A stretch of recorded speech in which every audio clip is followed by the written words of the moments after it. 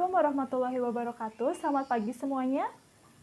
Bagaimana kabar kalian hari ini? Baik? Alhamdulillahirrabbilalamin. Sebelum kita memulai pembelajaran hari ini, marilah kita berdoa bersama-sama menurut kepercayaan masing-masing. Nah, untuk ketua kelas, siapa ketua kelasnya? Ya, silakan untuk memimpin teman-temannya untuk berdoa bersama ya. Ya, berdoa selesai. Ada yang tidak hadir hari ini? Hadir semua? Alhamdulillahirrabbilalamin. Berarti kita masih dalam keadaan sehat walafiat. Nah, pada hari ini kita masih akan belajar mengenai teks cerpen. Ada yang masih mengingat materi yang minggu kemarin kita belajar mengenai apa? Mengenai pengertian cerpen, kemudian ada unsur intrinsik, ada unsur ekstrinsik, kemudian fungsi cerpen, seperti itu ya. Nah, kita sekarang akan membahas lebih dalam mengenai teks cerpen. Yaitu ada unsur pembangunnya, kita akan mempelajari lebih dalam mengenai unsur intrinsik, kemudian kita akan belajar mengenai struktur cerpen, dan juga kita akan belajar mengenai ciri kebahasaan cerpen. Nah, KD yang akan kita pelajari pada hari ini yaitu KD 3.9 menganalisis unsur-unsur pembangun cerita pendek dalam buku kumpulan cerita pendek. Nah, tujuan pembelajaran pada hari ini diharapkan kalian mampu untuk menentukan unsur-unsur pembangun cerpen. Kemudian yang kedua, kalian mampu menelaah teks cerpen berdasarkan struktur dan kaidah cerpen. Nah, itu kalian harus memahami dan mampu untuk mencapai tujuan tersebut ya. Baik, nah kita masuk ke pembelajaran yang pertama yaitu mengenai unsur intrinsik. Minggu kemarin kita sudah belajar ya mengenai unsur intrinsik. Nah, unsur intrinsik itu apa? Ada yang masih ingat? Iya? Bella, silahkan. Iya, bagus sekali ya. Ada yang ingin menambahkan atau ada yang ingin menyanggah pendapat dari Della? Tidak ada? Sependapat semuanya? Ya, betul sekali ya, bahwa unsur intrinsik adalah unsur pembangun yang ada di dalam cerpen tersebut. Nah, dalam unsur intrinsik itu terdapat apa saja? Ada yang masih ingat? Ada tema, kemudian ada apa saja? Ada penokohan, ada latar, ada alur, sudut pandang, juga ada amanat. Kita bahas yang pertama, tema. Ada yang masih ingat tema itu apa? Ya, tema itu merupakan gagasan yang menjalin struktur isi cerita. Jadi, tema itu merupakan ide pokok yang ada dalam cerpen tersebut. Ya. Kemudian yang kedua ada penokohan. Penokohan itu terdiri dari watak tokoh, kemudian cara penggambaran tokoh oleh pengarang itu seperti apa. Nah, tokoh yang ada dalam cerita itu ada siapa saja, kemudian wataknya itu bagaimana, kemudian penggambaran karakteristiknya itu seperti apa. Nah, itu terdapat dalam penokohan. Yang selanjutnya kita akan membahas mengenai alur. Nah, alur ini apa? Ada yang masih ingat? Alur ini yaitu pola pengembangan cerita yang terbentuk oleh hubungan sebab akibat ataupun bersifat kronologis. Nah, alur ini apakah ceritanya itu runtut dari awal sampai akhir, ataukah ceritanya flashback atau mengingat masa lalu, ataukah cerita itu maju mundur seperti itu. Jadi alur itu ada tiga, ada alur maju, kemudian ada alur mundur, dan ada alur campuran. Nah, itu yang disebutkan dengan alur. Yang selanjutnya kita akan membahas mengenai latar. Nah, latar atau setting ini terdiri dari 3 jenis atau 3 bagian. Yang pertama ada latar tempat. Kemudian ada latar waktu. Kemudian ada latar suasana, ya. Nah, latar tempat ini yaitu tempat di mana terjadinya sebuah peristiwa yang dilakukan oleh tokoh. Misalnya tempatnya itu di mana, tokoh melakukan apa itu di mana. Nah, itu disebut dengan latar tempat. Kemudian latar waktu. Nah, latar waktu ini sebuah kejadian yang sebuah kejadian yang dialami oleh tokoh itu terjadinya itu kapan waktunya. Nah, itu disebut dengan latar waktu. Kemudian ada latar suasana. Nah, latar suasana ini bagaimana si pengarang menggambarkan suasana dalam cerita pendek tersebut. Nah, itu disebutkan dengan latar suasana. Nah, itu bagian dengan latar. Kemudian yang terakhir ada amanat. Nah, amanat ini merupakan ajaran atau pesan yang disampaikan oleh pengarang dalam sebuah cerita pendek tersebut. Nah, itu adalah unsur-unsur intrinsik yang ada dalam cerpen. Sampai di sini, ada yang ingin ditanyakan?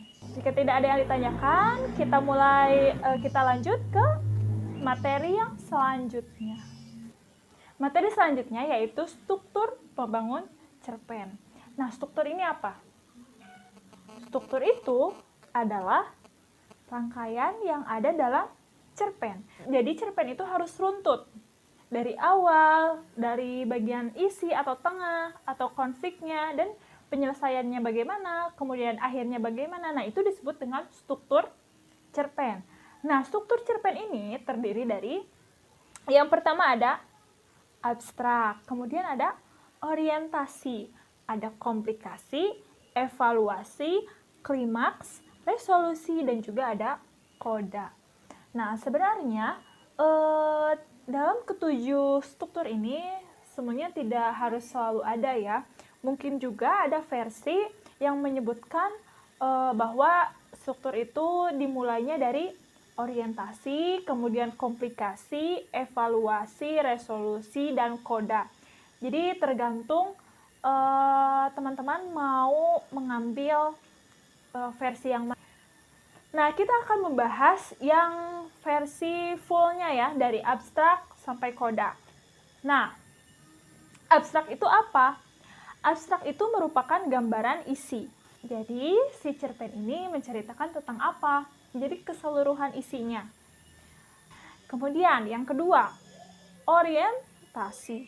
Nah, orientasi ini bagian pengenalan situasi cerita atau pengenalan awal dari cerita pendek tersebut. Nah, ada di sini itu ada mulai pengenalan tokoh, kemudian menata adegan. Nah, itu dimulainya dari orientasi.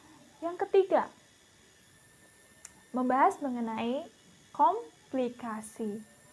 Kira-kira ada yang tahu komplikasi itu apa? Atau ada yang pernah mendengar komplikasi itu apa? Ya, komplikasi itu pengungkapan peristiwa atau awal munculnya masalah atau konflik yang terjadi dalam cerita pendek tersebut. Jadi dalam cerita pendek itu terdapat komplikasi. Nah, komplikasi ini adalah bagian di mana awal munculnya konflik. Yang selanjutnya yaitu ada evaluasi. Nah, evaluasi ini terjadinya peningkatan dari konflik tersebut. Kalau misalnya dikatakan tadi komplikasi itu tahap awal munculnya konflik, nah dalam evaluasi ini terjadinya peningkatan dari konflik tersebut. Nah, selanjutnya setelah dari evaluasi adanya klimaks. Nah, klimaks ini adalah puncak dari konflik tersebut. Jadi jika tadi dimulai dari tahap awal ya adanya baru munculnya konflik, kemudian ada peningkatan. Nah, dalam klimaks ini adalah puncak dari konflik tersebut. Setelah dari klimaks, barulah adanya resolusi. Nah, resolusi ini apa? Resolusi ini adalah penyelesaian dari konflik. Jadi ketika dalam cerita itu tadi adanya konflik, masalah awal, kemudian terjadinya klimaks. Nah, setelah itu adanya penurunan emosi, penurunan masalah, penurunan konflik. Nah, setelah masalah itu turun, adanya penyelesaian yang disebut dengan resolusi. Selanjutnya ada koda. Nah, koda ini adalah akhir dari cerita tersebut. Jadi bagaimana akhir dari cerpen ini terdapat dalam koda. Nah, sebenarnya koda ini bisa ada atau tidak tergantung dari penulisnya atau dari pengarangnya seperti apa. Jika misalnya pengarang ingin pembaca mengetahui akhirnya seperti apa, maka pengarang atau penulis ini akan menuliskan kodanya itu secara langsung dalam cerita pendek tersebut. Tapi ada juga pengarang yang tidak menuliskan koda atau tidak menuliskan dari akhir dari cerita pendek tersebut. Jadi pengarang dan penulis di sini itu memberikan imaji kepada pembaca, jadi bebas mengimajinasikan akhirnya itu seperti apa. Seperti itu ya. Jadi ceritanya itu dibiarkan menggantung tanpa adanya penyelesaian dan akhirnya itu akan diserahkan kepada pembaca. Nah, itu adalah struktur dari cerita pendek. Sampai di sini ada yang ingin ditanyakan? Masih belum ada? Jika tidak ada, kita akan lanjut ke materi yang selanjutnya, yaitu mengenai kaidah kebahasaan atau ciri-ciri kebahasaan yang ada dalam cerita pendek. Nah, cerita pendek ini pasti ya, dalam cerita pendek itu mengandung ciri kebahasaan. Nah, yang pertama itu, dalam cerpen itu pasti memiliki atau mengandung atau menggunakan kalimat yang bermakna kalimat lampau. Ditandai atau contohnya itu seperti ketika, saat itu, pada hari itu, pada saat itu. Nah, itu kan menunjukkan kalimat lampau ya, pada saat itu, pada hari itu. Jadi waktu itu terjadi apa, seperti itu. Nah, itu menunjukkan kalimat lampau. Yang kedua, banyak menggunakan kata-kata yang menyatakan urutan waktu atau disebut juga sebagai konjungsi kronologis. Nah, contohnya itu seperti apa? Contohnya itu sejak saat itu, setelah itu, kemudian. Jadi adanya konjungsi kronologis. Jadi setelah kejadian ini disambungkan dengan kejadian selanjutnya itu menggunakan konjungsi kronologis. Yang ketiga, menurut kalian apa? Yang ketiga, banyak menggunakan kata kerja yang menggambarkan suatu peristiwa yang terjadi. Jadi kata kerja yang menyatakan sesuatu yang terjadi. Contohnya, menyuruh, memberikan, membersihkan, melompat, menghindar. Itu kan termasuk kata kerja ya. Kata kerja yang menggambarkan suatu peristiwa yang sedang terjadi, seperti itu. Keempat, ada kalimat tak langsung.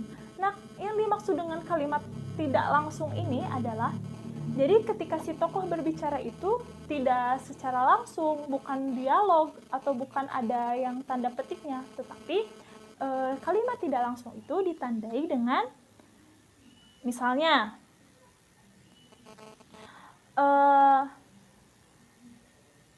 Teddy mengatakan bahwa, nah, mengatakan bahwa itu berarti Teddy itu berbicara tidak secara langsung.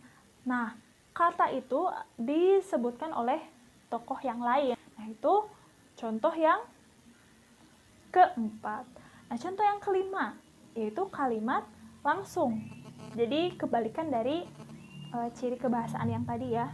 Jika tadi ciri kebahasaannya kalimat tak langsung atau tidak langsung, nah ini kalimat yang langsung. Nah, kalimat yang langsung ini ditandai dengan dialog atau kita bisa lihat tanda petik 2. Nah, tanda petik 2 ini mengartikan atau menandakan bahwa tokoh itu sedang berbicara secara langsung. Seperti itu ya. Yang selanjutnya yaitu mengandung atau menggunakan kalimat yang menyatakan pikiran tokoh.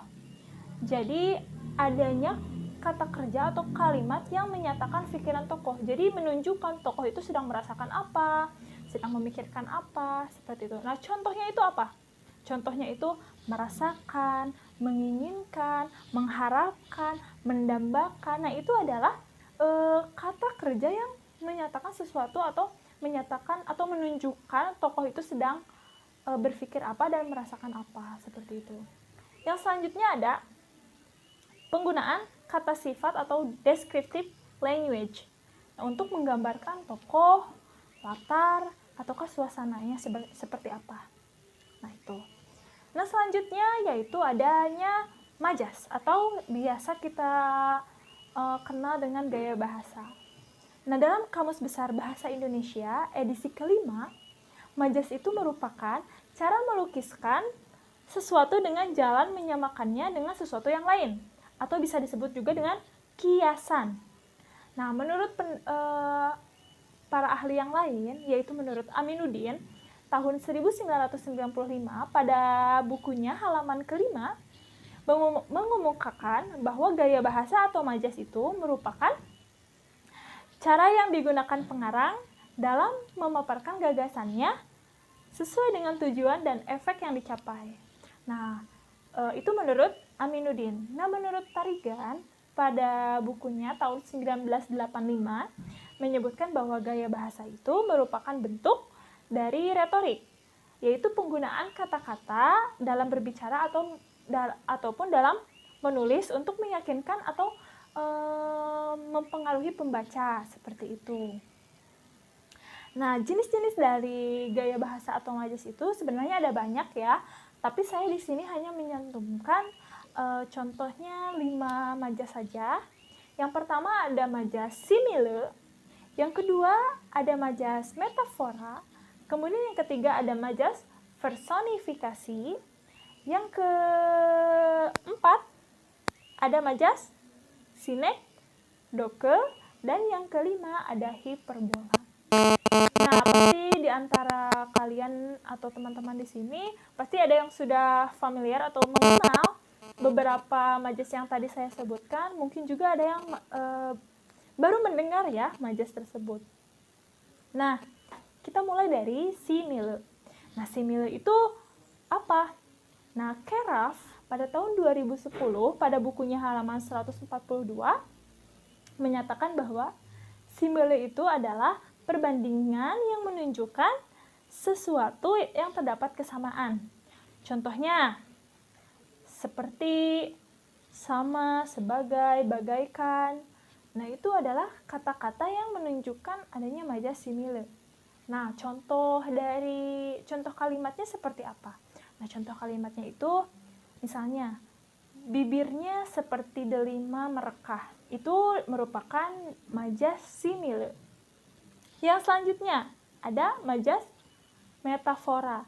Nah, menurut Tarigan, menurut para ahli, menurut Tarigan ini pada bukunya tahun 1985 pada halaman 15 menyatakan bahwa metafora itu merupakan bentuk gaya bahasa yang melukiskan suatu gambaran yang jelas melalui perbandingan. Jadi adanya perbandingan ya, dalam gaya bahasa ini adanya perbandingan.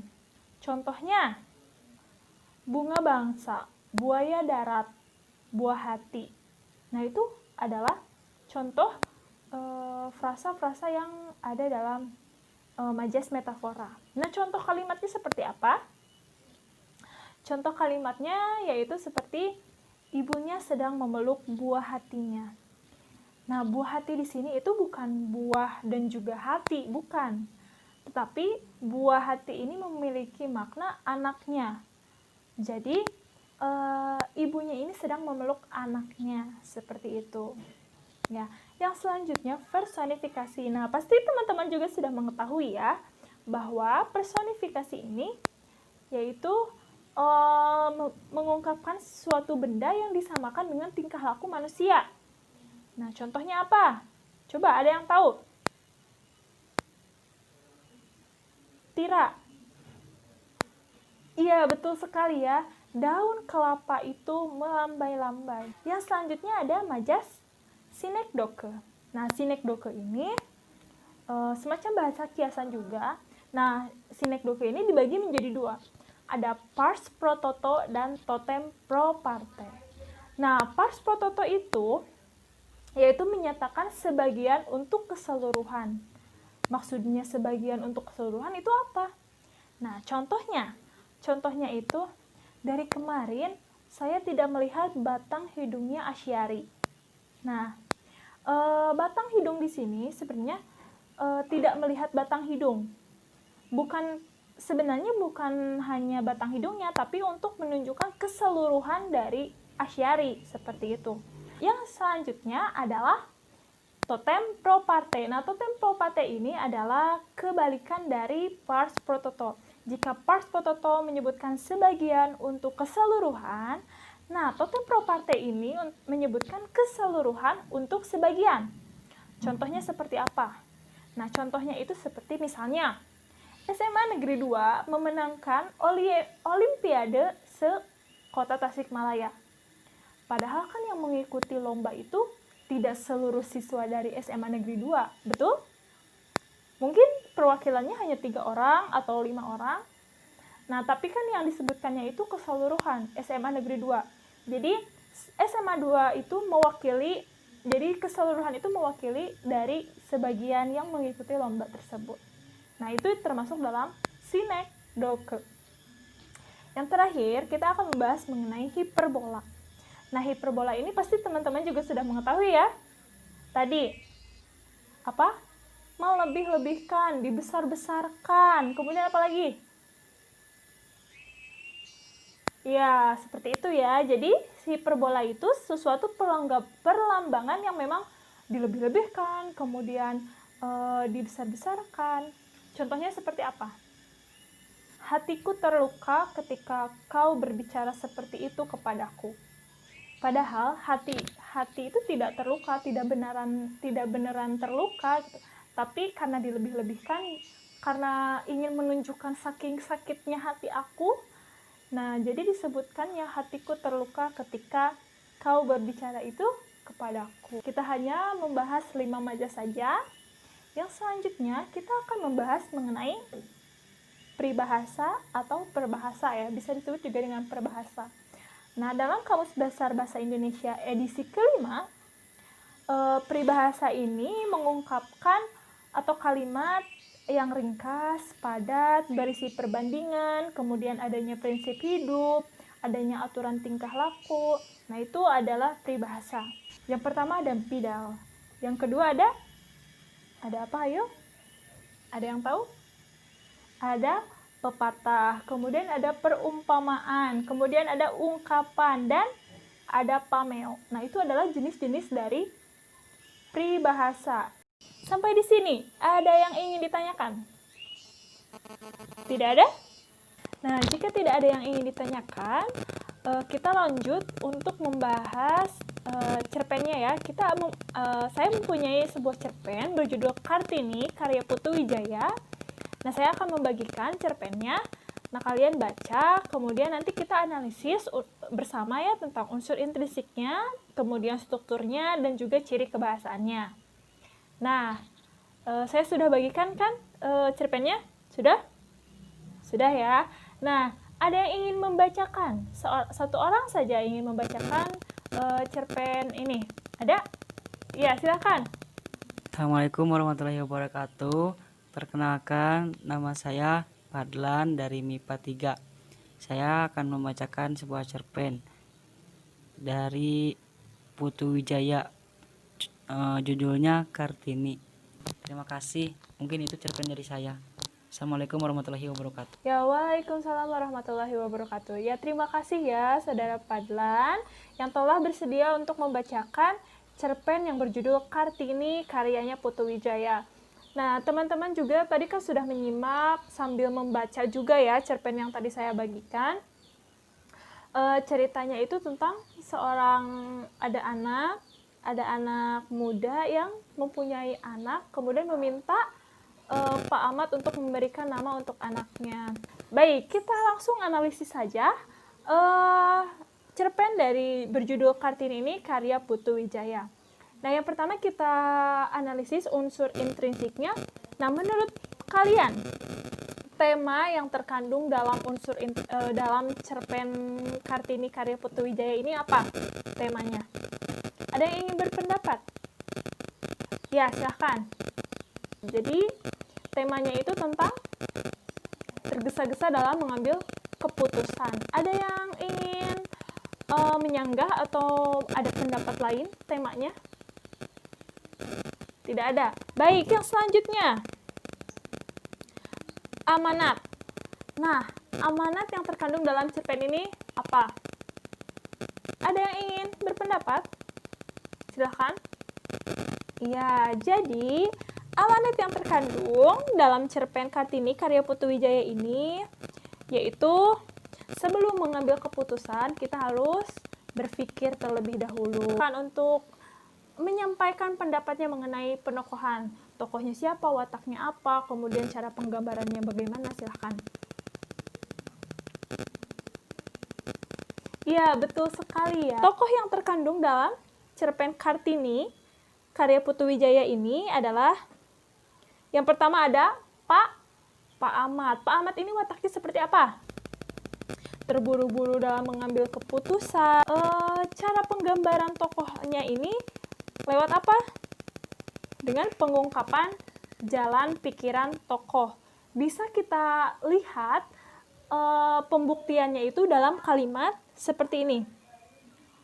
Amat terlalu cepat berpikir. Hari Kartini baru saja lewat. Ia langsung menggapai, beri nama saja Kartini. Nah, itu membuktikan bahwa Pak Amat itu terlalu tergesa-gesa dalam mengambil keputusan. Yang selanjutnya ada tokoh Bu Amat, yaitu istrinya dari Pak Amat. Nah, Bu Amat ini memiliki watak yaitu memanas-manasi dan terkesan menyalahkan ya. Nah, ini bisa digambarkan dalam kalimat, tapi besoknya Bu Amat malah marah-marah. Bapak keterlaluan. Loh, bukannya ibu yang keterlaluan. Baru ditinggal sebentar sudah ngorok lagi. Masa ngasih nama anak orang Kartini? Nah, di sini pengarang menggambarkan karakteristik tokoh itu dengan cara analitik langsung. Nah, yang ketiga, karakter atau tokohnya yaitu tentang anak muda. Anak muda yang memiliki anak tersebut. Nah, anak muda ini memiliki watak yang senang, baik, kemudian penuh percaya diri. Nah, kita bisa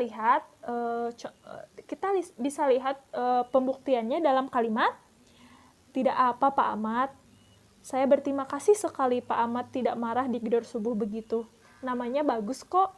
Nah, itu terlihat ya, tercerminkan bahwa anak muda itu sangat berlapang dada, kemudian baik hati, dan sangat senang ketika Pak Amat merekomendasikan namanya yaitu Kartini. Nah, dari cara penggambaran pengarang untuk karakteristik tokoh anak muda itu yaitu dengan cara tata kebahasaan tokoh. Jadi cara berbicaranya si anak muda tersebut. Alurnya alur apa? Alur maju karena runtut ya, dari peristiwa satu, terus dari selanjutnya yaitu runtut ya, dari awal sampai akhir itu runtut. Ada yang ingin menyanggah atau ingin berpendapat? Tidak ada. Setuju semuanya? Sudut pandangnya?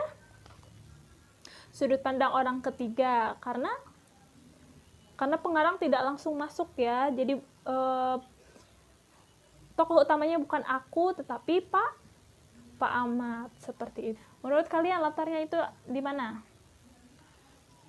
Ya, yang pertama ada latar tempat. Latar tempatnya di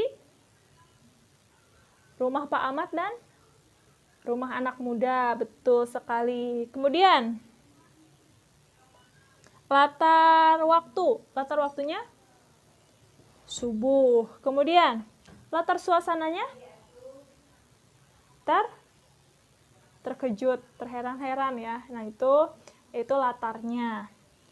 Baik, berarti semuanya sudah memahami ya, sudah mengetahui contoh-contoh dari unsur intrinsik yang ada dalam cerpen Kartini karya Putu Wijaya. Nah, itu analisis unsur intrinsiknya. Kita langsung masuk ke struktur pembangun dari cerita pendek ini. Yang pertama, apakah dalam cerpen ini ada abstraknya?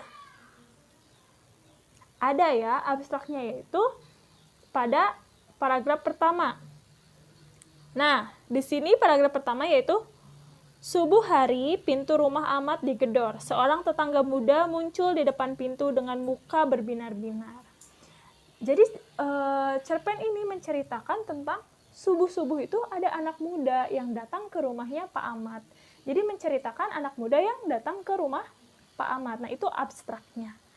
Kemudian orientasinya ada pada paragraf 2 dan sampai 4. Kalimatnya tentang Pak Ahmad, anak saya sudah lahir, selamat dan sehat. Darah Ahmad yang tadinya sudah naik langsung surut. Wah, bagus, selamat. Anak pertama kan? Betul, Pak Ahmad. Tolong. Tolong?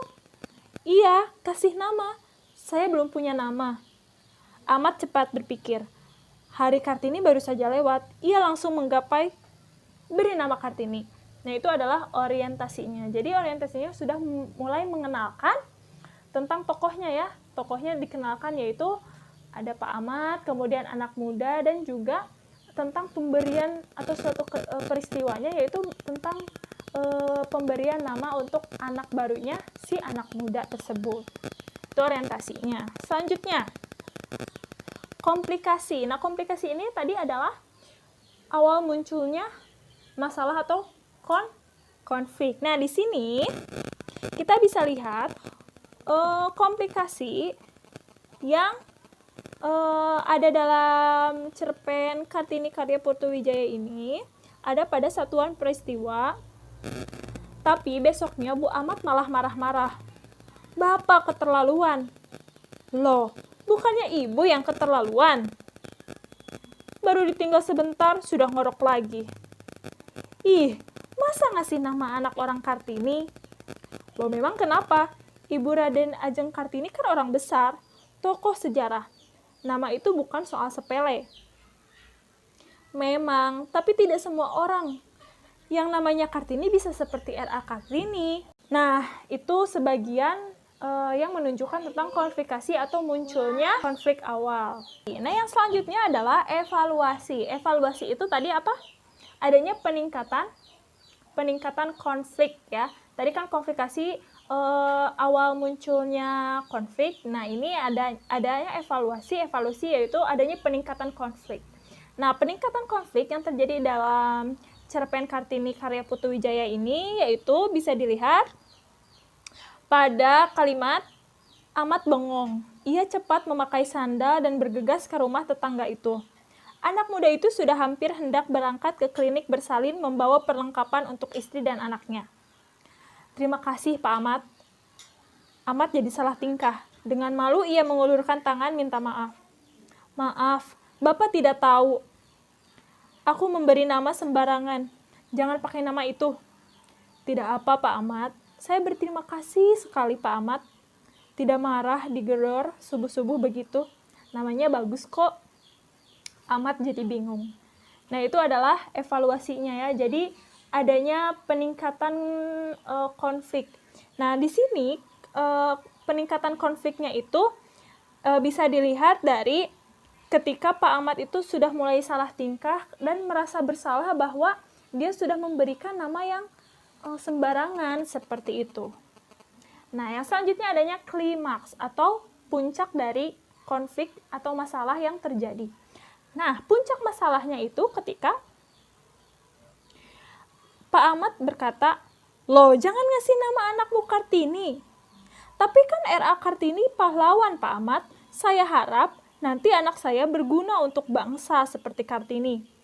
Jangan, kenapa mesti kasih nama Kartini? Itu kan pemberian dari Pak Ahmad.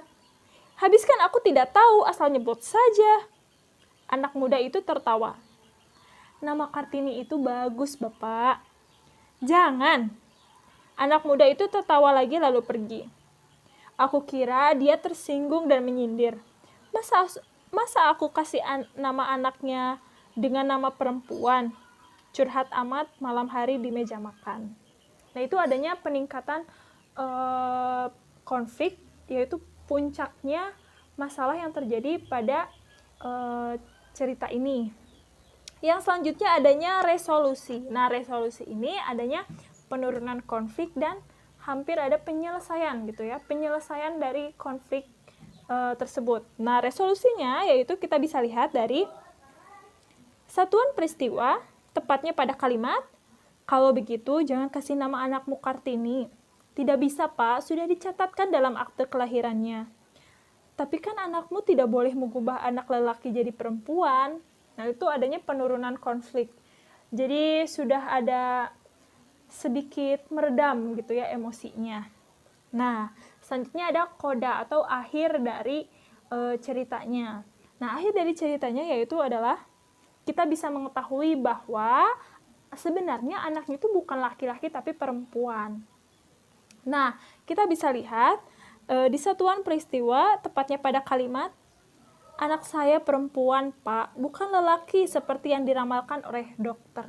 Nah, itu adalah akhir dari cerita Kartini karya Putu Wijaya. Jadi strukturnya runtut ya dari awal sampai akhir, dari pembuka atau abstrak, kemudian dari isinya, dari konfliknya bagaimana, penyelesaiannya bagaimana, dan juga akhir dari masalah itu atau akhir dari cerita itu seperti apa. Jadi runtut ya. Nah, itu yang disebutkan dengan struktur teks cerpen. Jadi rangkaian ceritanya itu runtut. Nah, yang selanjutnya kita akan membahas mengenai ciri kebahasaan cerpen. Nah, kira-kira ciri kebahasaan yang ada dalam cerpen Kartini karya Putu Wijaya ini ada ciri apa saja? Tentu saja ya, dalam ciri kebahasaan dalam ciri kebahasaan itu tidak selalu semuanya ada yang tadi kita bahas di materi, yang kita pelajari di materi, belum tentu semua itu ada gitu dalam cerpen ini. Nah, yang ada dalam cerpen ini mari kita bahas.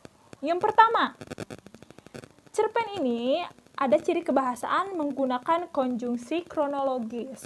Nah, salah satunya dalam kalimat, ia menunggu di depan rumah sampai larut malam. Nah, konjungsi kronologis ini terdapat pada kata sampai. Jadi, adanya urutan waktu seperti itu.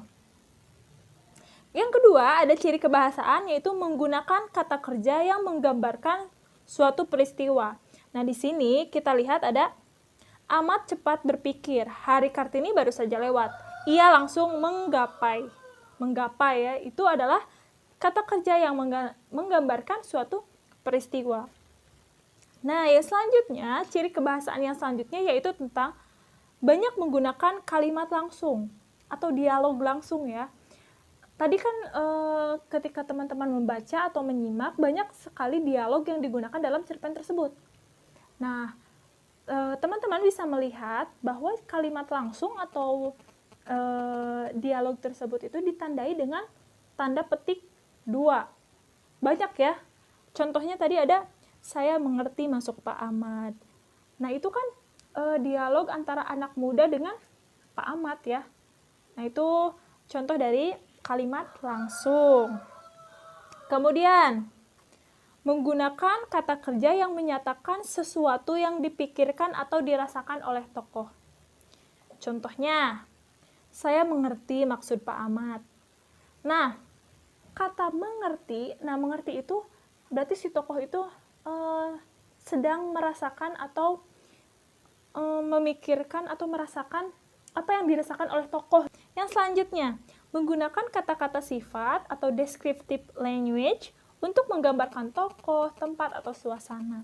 Nah, contohnya ya, salah satu contohnya yaitu terdapat pada subuh hari pintu rumah Ahmad digedor. Seseorang tetangga muda muncul di depan pintu dengan muka yang berbinar-binar.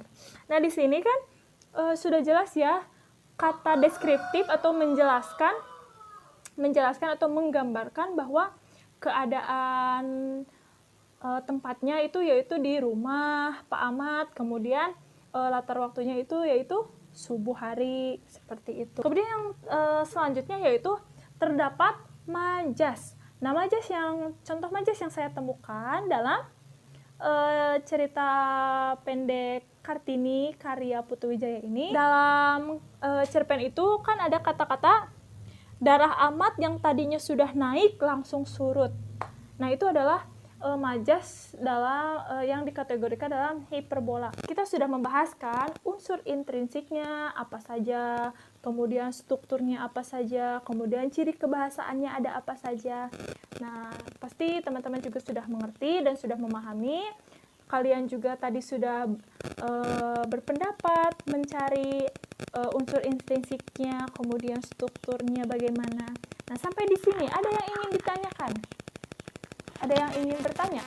Jika tidak ada yang ingin ditanyakan atau sudah cukup, silakan untuk mengerjakan soal-soal yang sudah saya berikan di Google Classroom. Kerjakan di buku latihan kalian. Setelah itu, kirimkan lagi ke dalam Google Classroom sesuai dengan tenggat waktu yang sudah saya tentukan. Seperti itu ya, dapat dipahami? Alhamdulillahirrahmanirrahim. Baik, sebelum kita menutup pembelajaran hari ini, ada yang ingin berpendapat hasil pembelajaran kita pada hari ini? Silakan.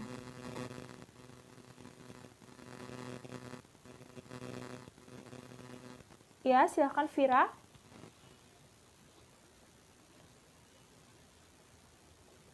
Iya, bagus sekali ya pendapatnya. Berikan apresiasi untuk Vira. Ya. Jadi, dalam teks cerpen ini ada unsur pembangunnya, meliputi unsur intrinsik, kemudian struktur pembangun teks cerpen, kemudian ada ciri-ciri kebahasaannya. Nah, dalam unsur intrinsik ini mengandung tema, kemudian ada latar, ada alur, sudut pandang, amanat, dan penokohan. Kemudian dalam strukturnya, nah strukturnya ini adalah rangkaian peristiwa yang ada dalam cerita pendek itu ya. Jadi cerita pendek itu harus runtut dari awal sampai akhir. Kemudian kan ciri bahasanya juga tadi banyak ya. Ada konjungsi kronologis, kemudian ada descriptive language, ada kalimat langsung, tidak langsung, kemudian ada majas, ada peribahasa, dan sebagainya. Nah, itu yang kita bahas mengenai unsur pembangun dalam teks cerpen. Jadi, kalian sudah mengetahui ya, sudah bisa menganalisis juga mana yang termasuk unsur intrinsik, mana strukturnya, kemudian mana saja ciri kebahasaannya, seperti itu. Baik, kita cukupkan pembelajaran hari ini. Kita tutup dengan berdoa bersama. Kemudian ucapkan alhamdulillahirrahmanirrahim. Selamat bertemu lagi minggu depan. Jangan lupa untuk mengerjakan tugasnya. Jangan lupa juga untuk membaca materi minggu depan. Sampai jumpa. Wassalamualaikum warahmatullahi wabarakatuh.